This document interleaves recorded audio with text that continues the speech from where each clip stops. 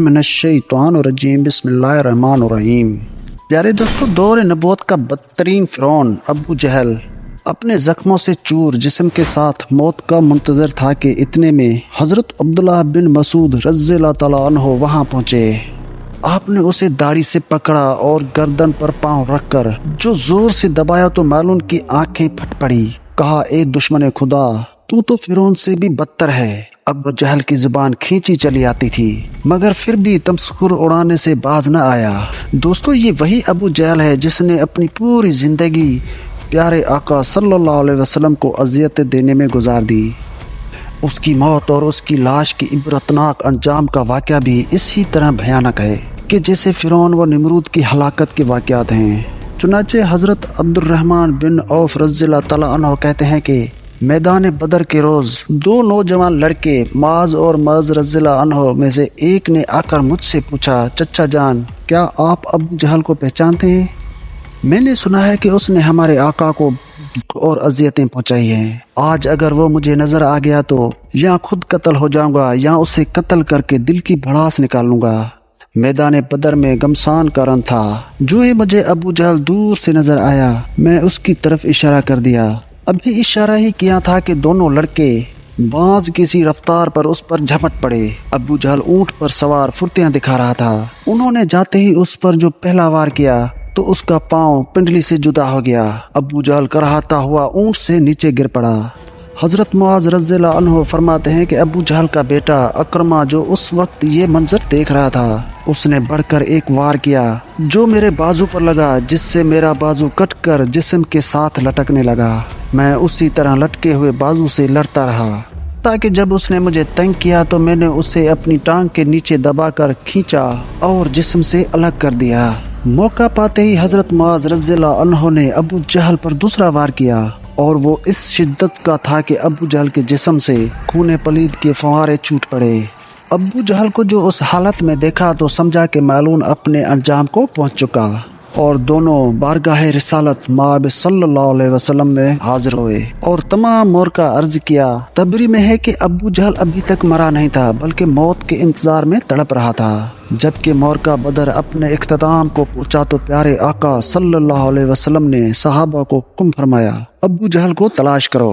حضرت عبداللہ بن مسعود رضی اللہ تعالیٰ عنہ بھی حکم کی تعمیل میں نکل کھڑے ہوئے۔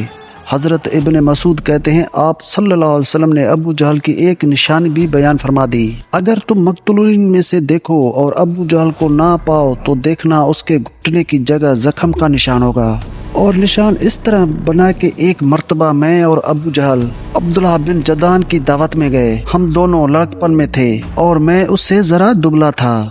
وہاں کچھ معاملہ ہوا جس کی وجہ سے میں نے اسے دھکا دے دیا جس سے وہ زمین پر گرا اور اس کے گھٹنے میں خراش لگی۔ زخم تو ٹھیک ہو گیا مگر اس کا نشان باقی رہ گیا۔ ابن مسعود رضی اللہ تعالیٰ عنہ بیان کرتے ہیں، میں میدان میں جا کر کافروں کی لاشوں کو پلٹ پلٹ کر دیکھتا رہا کہ مجھے ایک جگہ خون میں لت پت ابو جہل نظر آ گیا، اس میں ابھی سانسیں باقی تھی۔ پھر میں نے گھٹنے پر نشان دیکھا تو وہ بھی نظر آ گیا۔ جب مجھے کوئی ابہام باقی نہ رہا تو میں نے اس کی گردن پر پاؤں رکھا اور اس کی داڑھی کو پکڑ کر زور سے کھینچا تو اس کی آنکھیں پھٹ پڑی۔ میں نے کہا، اے دشمن خدا، اللہ نے اب تجھے ذلیل کر دیا۔ کہنے لگا، اس میں ذلت کیا ہوئی؟ میں تو اس شخص کا بدلہ لینے آیا تھا جس سے تم نے قتل کر دیا تھا۔ اچھا بتاؤ، فتح کس کی ہوئی؟ میں نے کہا، اللہ اور اس کے رسول صلی اللہ علیہ وسلم کی۔ پھر کہنے لگا، اے ابن مسعود، اے بھیڑیوں کو چرانے والے، تو بہت اونچی جگہ پر چڑھا ہے۔ دوسرا قول یہ ہے کہ حضرت عبداللہ بن مسعود نے کہا، اے ابو جہل، تیرا قاتل میں ہوں۔ کہنے لگا، نہیں، تجھ سے پہلے غلاموں نے اپنے آقا کو قتل کیا ہے۔ اور قول یہ بھی ہے کہ جب ابن مسعود رضی اللہ تعالیٰ عنہ اس کے سینے پر چڑھ بیٹھے تو آپ نے کہا، اے دشمن خدا، تو فرعون سے بھی بدتر ہے، کیونکہ اس نے غرق ہوتے وقت ہی کم از کم اپنی ناپسندیدہ کردار کا اعتراف کرتے ہوئے انصاف سے کام لیا تھا۔ تیرا بھی وہی حال ہے، پھر بھی تو اس حالت میں گمراہی اور ضلالت پر اصرار کرتا ہے۔ اس کے جواب میں وہ معلوم کہنے لگا، تم اپنے آقا سے کہہ دو، اے محمد صلی اللہ علیہ وسلم، میں اس دنیا سے رخصت ہو رہا ہوں اور میرا تجھ سے بڑھ کر کوئی دشمن نہیں ہے۔ یہ سننا تھا کہ آپ نے اسی کی تلوار سے اس کا سر تن سے جدا کر دیا۔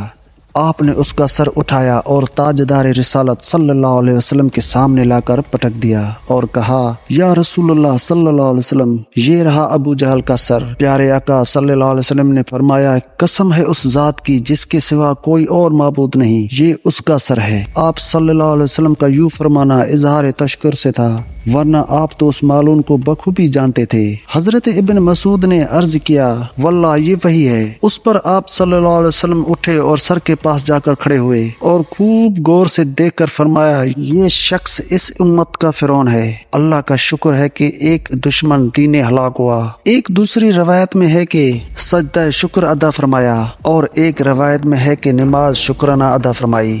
اس کے بعد آپ صلی اللہ علیہ وسلم نے حکم دیا کہ ان کو فلانا کنویں میں ڈال دیا جائے۔ چنانچہ صحابہ کرام رضی اللہ عنہ نے سرداران قریش کو ٹانگوں سے گھسیٹ گھسیٹ کر کنویں میں ڈال دیا، اور اسی طرح ابو جہل کے سر کو اور اس کی سر کٹی لاش کو بھی ٹانگ سے گھسیٹ کر کنویں میں ڈال دیا گیا۔ یوں 24 سرداران قریش کو اس کنویں میں پھینک دیا گیا۔ اس کے بعد آپ صلی اللہ علیہ وسلم نے مزید 3 روزہ بدر میں قیام فرمایا، اور جب وہاں سے روانہ ہوئے تو اس کنویں پر گئے جہاں کفار مکہ کی لاشیں پھینکی گئی تھی۔ حضرت عائشہ صدیقہ رضی اللہ تعالیٰ عنہ سے مروی ہے کہ آپ صلی اللہ علیہ وسلم نے وہاں کھڑے ہو کر فرمایا اے کنویں والو، کیا تم نے اس وعدے کو جو اللہ نے تم سے کیا تھا ٹھیک پایا؟ بے شک مجھ سے اللہ نے جو وعدہ کیا وہ سچ ہو گیا۔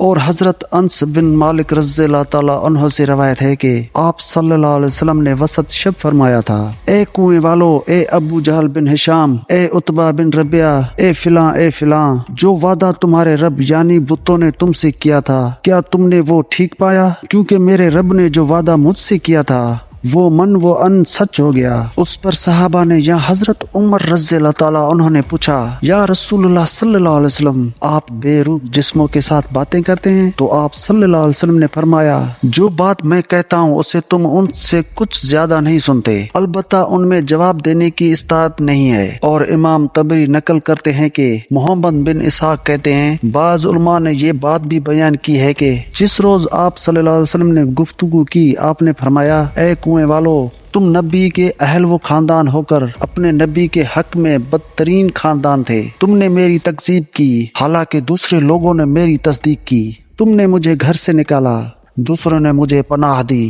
تم نے مجھ سے جنگ کی، دوسروں نے میری مدد کی۔ اس کے بعد آپ صلی اللہ علیہ وسلم نے فرمایا جو وعدہ تمہارے رب نے تم سے کیا تھا اس سے تم نے سچ پایا، میں نے تو اپنے رب کے وعدے کو سچ پایا۔ پیارے دوستو، یوں ابو جہل کی جہالت اور ظلمت کا دور اپنے اختتام کو پہنچا۔ بے شک اللہ کے ہاں ہر ظالم کے لیے دردناک عذاب تیار ہے جس سے بچنا محال ہے۔